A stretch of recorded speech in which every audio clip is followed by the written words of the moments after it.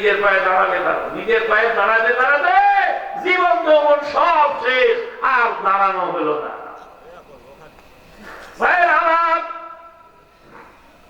যুব সমাজকে ধ্বংস করার জন্য 3 নম্বর মারণাস্ত্র ইন্টারনেটের অবাধ মিলামেশা, অবাধ বিচরণ। ইন্টারনেটের কারণে হাজার হাজার যুবক যুবতীর চরিত্র ধ্বংস হয়ে গেল। কি কথা বলবো, দুঃখের কথা। জাহাঙ্গীরনগর ইউনিভার্সিটিতে একজন মানুষ, একজন প্রফেসর উঠলেন আমার সঙ্গে বাসে, পাবনা এক্সপ্রেস বাসে। আমি উঠেছি কল্যাণপুর থেকে, জাহাঙ্গীরনগর ইউনিভার্সিটিতে উঠলেন আমার পাশের সিটের ভদ্রলোক। গাড়িতে উঠে মোবাইলটা টিপতে লাগলো। একবার উপরে ফেলে, একবার নিচে টানে, একবার টানিয়ে দেয়, একবার বামিয়ে দেয়।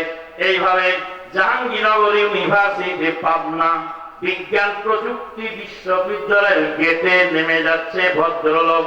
যাওয়ার সময় বলছে, আমার নাম প্রফেসর ডক্টর অমুক, আমার বাড়ি অমুক জেলা, আমি বিজ্ঞান প্রযুক্তি বিশ্ববিদ্যালয়ের প্রফেসর। বলে সালাম ফিরে চলে যাচ্ছে। আমার মেজাজ খারাপ, আমি জামা খাবলে থামেন, আপনি জামাটা খাবলে বললাম থামেন, আমার 2টা কথা শুনে যান। আপনি পরিচয় দিচ্ছেন আমি বিজ্ঞান প্রযুক্তি বিশ্ববিদ্যালয়ের প্রফেসর, আপনার হালত যদি এই হয় ঢাকা থেকে স্মার্টফোন টিপতে টিপতে পাবনা পর্যন্ত পৌঁছে গেলেন, কোন লোক আপনাকে প্রফেসর বানিয়েছে আর আপনার ছাত্রকে আপনি কি শিখান? দেশের যুব সমাজ খাই লোকে মোবাইল ফোনে, মেয়ের মাথা খারাপ করলো কে মোবাইল ফোনে। মোবাইলের পেটির কথা সবারই তো জানা, মোবাইলের রোগে রে ভাই চেষ্টা হলো কানা। ভাই আমার, মোবাইল ফোন জরুরি জিনিস, মোবাইল ফোনে অনেক কাজ হয়। পানি যেমন জরুরি জিনিস, পানি ছাড়া মানুষ বাঁচে না, কিন্তু পানির প্লাবন হয়ে মানুষ ডুবে মরে। মোবাইল ফোন জরুরি জিনিস, জরুরতের বেশি যখন হয়ে যায় তখন মানুষ ধ্বংস হয়। ইন্টারনেট খুললে আপনি আশ্চর্য হয়ে যাবেন, গিয়ে দেখবেন একটা প্রোফাইলের নাম হলো অবুজ বালক। অবুজ বালক। এবার খোঁজখবর নিয়ে দেখবেন 86 বছরের বুড়ো, 86 বছরের বুড়ের নাম হলো অবুজ বালক। তারাই এইভাবে হাজার হাজার যুব সমাজ ধ্বংস হচ্ছে এই ইন্টারনেটের অবাধ বিচরণের কারণে। 4 নম্বর হলো অসৎ বন্ধু বান্ধব। অসৎ বন্ধু বান্ধবের কারণে হাজার হাজার যুব সমাজ ধ্বংসের দ্বার প্রান্তে পৌঁছে গেল। একটা সাবজেক্টের উপরে আয়াত দিয়ে হাদিস দিয়ে বলতে রাত ভোর হয়ে যাবে। 4 নম্বর 5 নম্বর হলো অসহিষ্ণু রাজনীতি। আজকে রাজনীতি বলির পাঠা হয়ে হাজার হাজার যুবক আপনার মরে গেল, জীবন দিল। কোন রাজনৈতিক নেতার ছেলে মরে না। এই যে বিপ্লব হলো, কোন বিপ্লবে কোন রাজনৈতিক নেতার ছেলে মরে না, সাধারণ জনগণের ছেলে মরেছে। আর রাজনৈতিক নেতারা এখন এসে দামি দামি পুলিয়া ওড়াচ্ছে। রাজনৈতিক নেতাদের কি বলবো, এই যে তরুণ উদীয়মান যুবকদের কারণে 5ই আগস্টে যে অর্জন হয়েছিল সব ধূলিসাৎ হলো এক শ্রেণীর অসৎ রাজনীতিবিদদের কারণে। নির্বাচন দাও, নির্বাচন দাও, নির্বাচন দাও। ক্ষুধার্ত মানুষ বসে রুটি আর রুটি, রুটি আর রুটি, রুটি আর রুটি। এত বছর খাই নাই, তাড়াতাড়ি খাবার ব্যবস্থা করে দাও। দেশটাই খেয়ে শেষ করছে এক শ্রেণীর রাজনীতিবিদ। তারা আজকে সাধু সেজে জাতির কাছে সুন্দরভাবে নিজেকে উপস্থাপন করার চেষ্টা করছে। তুমি মুসলমানের ছেলে, কার লাগিয়া জীবন দিলে, রক্ত দিলে ঢেলে, জীবন দিলে রক্ত দিলে, কার লাগিয়া কোনছে দলে। প্রশ্ন তোমার ইসলামী দল ঐক্য কেন নয়, তাই বলি কি চাইবে তুমি বাতিলের বিজয়। তুমি মুসলমানের ছেলে, কার লাগিয়া জীবন দিলে, রক্ত দিলে ঢেলে। যুবক তুমি ভালো করে শুনে রাখো, আহলে হাদিস যুব সংঘের ব্যানারে লেখা আছে, হে তরুণ, তোমার প্রতিটি রক্তের ফোঁটা হলো আল্লাহর দেওয়া আমানত, এসো তা ব্যয় করি আল্লাহর রাস্তায়। তোমার রক্তের হিসাব হাসরের ময়দানে আল্লাহকে দিতে হবে। কার জন্য? রাস্তায় ঢেলে দিলে কোন খারাপ লোকের জন্য, ভালো লোকের জন্য। বুকের তাজা রক্ত ঢেলে দিয়েছ, বুকের তাজা রক্ত হবে আল্লাহর দান, এটা আল্লাহর রাস্তায় ব্যয় হবে। তুমি মুসলমানের ছেলে, কার লাগিয়া জীবন দিলে, রক্ত দিলে ঢেলে, জীবন দিলে রক্ত দিলে, কার লাগিয়া কোন সে দলে। প্রশ্ন, তোমার ইসলামী দয় লক্ষ্য কেন নয়? তাই বলি কি চাইবে তুমি বাতিলের বিজয়? কয় নম্বর গেল? 1 নম্বর নারী সমাজ, 1 নম্বর, 2 নম্বর যুব সমাজ, আর 3 নম্বর আলেম সমাজ। কি সমাজ? আলেম সমাজ। শিরক বেদাত চালু রেখেছে কারা? এক শ্রেণীর আলেম সমাজ।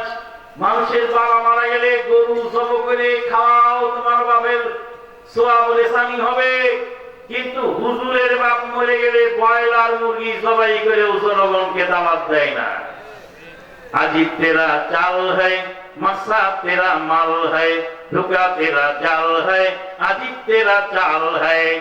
डॉक्टर आलम इकबाल बोलेन, अजीब तेरा चाल है, धोखा तेरा जाल है, मक्सा तेरा माल है। তোমার চাল চলন আশ্চর্যজনক, তোমার কার্যক্রম ধোঁকাবাজি, আর তোমার উদ্দেশ্য হলো টাকা কামানো। আলেম সমাজ, এক শ্রেণীর আলেম কি ধরনের ফতোয়া দিচ্ছে আজকে? শিরক বেদাত যা কিছু দিন আছে সব।